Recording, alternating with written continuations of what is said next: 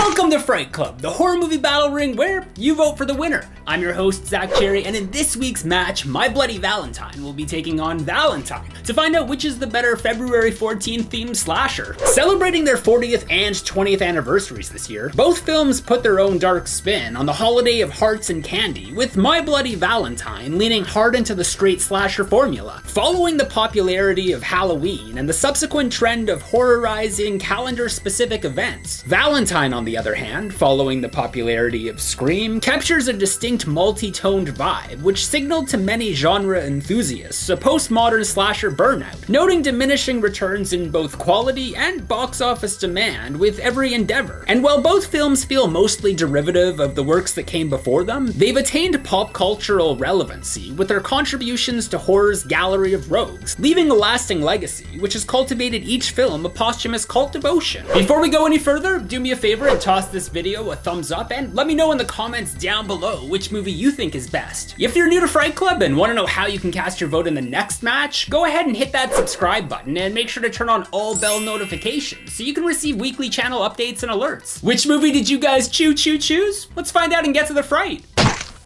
My Bloody Valentine flashes back years ago to a traumatic incident that drives someone to murder in a fit of revenge, with ominous Valentine-like poems accompanying each kill. After a few examples of blurred boundaries and toxic masculinity, a blonde girl who's been jerked around one too many times faces off with her assailant at a party until the mask lifts off in a surprising reveal, leaving the audience to wonder if she's really safe after all. Valentine flashes back years ago to a traumatic incident that drives someone to murder in a fit of revenge, with ominous Valentine-like poems accompanying each kill. After a few examples of blurred boundaries and toxic masculinity, a blonde girl who's been jerked around one too many times faces off with her assailant at a party until the mask lifts off in a surprising reveal, leaving the audience to wonder if she's really safe after all. Oh wait, did I just read that line twice? If these movies sound pretty much identical to one another, it's probably because they do share a lot of the same story beats. But other than that, they couldn't be more different from one another. For instance, MBV establishes the old myth of a killer who still lurks in the place that initially inspired his bloodlust, unleashing vengeance on all those who dare to tread in his domain. It was a well-worn premise by the time of its release, but distinguishes itself by the fact that it's set in a Canadian mining town, where the day-to-day interactions of the ordinary townfolk occupy half of the film's runtime. Most of the town doesn't even realize there is any danger until they start finding corpses scattered all about, after which the killer's pursuit takes over the movie entirely. This leads to a pretty effective unmasking at the end, especially since we're never really led to consider the maniac's identity could belong to anyone but the infamous town legend Harry Warden. Valentine, however, doesn't even try to conceal its mystery element, as it plants one suspect after the other for the victims to speculate over, sustaining the action well enough through its beginning and middle sections, even when they detour into plot threads that don't seem to go anywhere. Most of these storylines do sort of collide though, only to break apart once again when a power outage clears out the party's venue for the climactic showdown, leaving us on what's supposedly a chilling open-ended conclusion, which finally seals this movie's status as the serviceable, mindless fluff that it is. Full disclosure right off the bat, my feelings towards both of these movies are very tepid to say the least, so it's going to be more difficult than usual for myself to choose between them. Having said that, I like films about revenge. Valentine is no Kill Bill, but it does involve people having to answer for the sins of their past, which can make for a pretty enjoyable way to kill 90 minutes. When compared to a story where the events feel more so random as they do in My Bloody Valentine, I'm gonna prefer the revenge tale. So for that reason, I'm giving this round to Valentine. MBV's characters are as run-of-the-mill as they come if you disregard the unique dialect that pops up on screen every now and then, lending a regional flavor that can set apart most of the partygoers from your usual slasher victims, even if we can't identify many of them by name. But that lack of development could work to this movie's advantage, since nothing's really lost when the relatively bland Mayor Hanniger and Chief Newbie, introduced as the only figures who know what they're up against, basically pass the movie off to the equally bland young lovers who just happen to be the ones to finally go toe-to-toe with the miner. However, the miner himself is perhaps one of the most effective characters of the film, positioned as a memorable and formidable foe against a backdrop of occasionally sympathetic, if easily forgettable townspeople. Oddly enough, the opposite is often true with Valentine, with victims who are easy to identify and probably the most memorable aspect of the movie, even if they're not the most likable or warm-hearted, particularly to each other. Truth be told, all the men are basically sex-crazed perverts, and all the women, at one point or another, are catty, judgmental, and relationship-obsessed to such a degree that you have to wonder why there weren't even more deaths in this movie, especially with so many despicable side characters set up as red herrings or minor antagonists to our major characters. The Cupid Killer in relation to the minor is also not imposing at all, fading into the background of most of his own scenes where any other slasher silhouette would do, sadly making this baby-faced figure in black the dullest character of the movie. So on one hand we have characters who are boring, and on the other hand we have characters who are awful. It really is a toss-up here because this could have gone either way. The fact that I prefer the minor as a killer notwithstanding, I think that Valentine has the better characters for the simple reason that they're inherently connected to the plot, whereas MBV's characters are just incidental to it.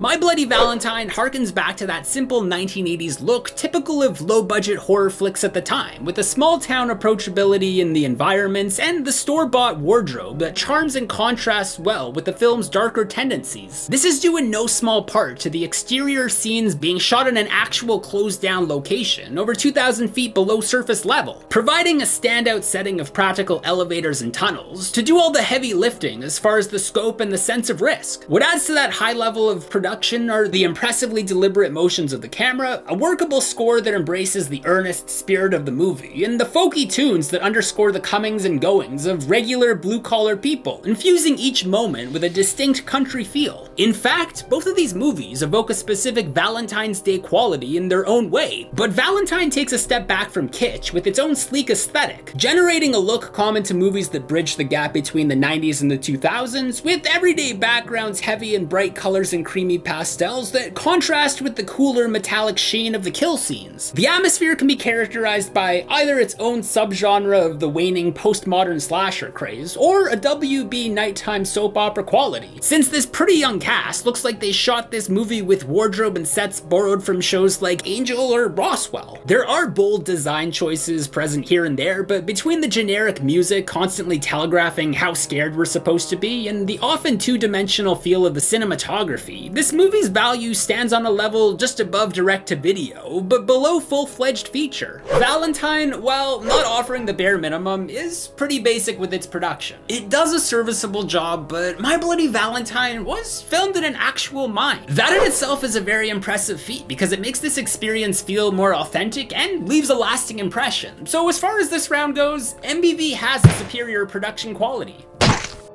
MBV was a box office disappointment for Paramount Studios in its initial North American release, but went on to build its audience gradually through evolving home video formats decade after decade, amassing a loyal following, and finally securing a substantial cult status that's lasted to this day. One could argue that this movie took almost no risks with its subject matter, setting the kind of scary movie we've all seen before on a holiday just because it hadn't already been taken by other horror filmmakers yet. But even though this film doesn't try anything new per se, its familiar framework still embraces rather than challenges our horror sensibilities and carries on that kind of traditional formula that got most of us into the genre in the first place. In comparison, Valentine had a profitable theatrical release, grossing over 3 times its budget at the worldwide box office. However, it was criticized for being too reminiscent of 1980s slashers, which is funny when you consider all the different directions the movie veers off to. In fact, Valentine may actually try way too much and somehow not enough at the same time, with scenes that read as standard stock horror set back to back with lighthearted rom-com fare. It's all set to the tone of a TV movie of the week thriller, sprinkled with a little after-hours melodrama, with an end result that's ambitious for sure, but never fully succeeding in anything that it attempts. Valentine has a very trashy, salacious quality about it. It's basically the Melrose Place of horror movies, which I absolutely love, don't get me wrong. However, I always try to be as objective as possible when making these decisions. Valentine does kind of fail at everything it tries to be. Is it a murder mystery? Is it a slasher? Is it a love story? Jack of all trades, master of none. My Bloody Valentine at least knows what it is. It's giving us a relatively new setting to tell a derivative story, and in that regard, it succeeds at what it tries to be, even if it doesn't have to work as hard. For those reasons, I'm giving this one to MBV, which ties things up going into our final round.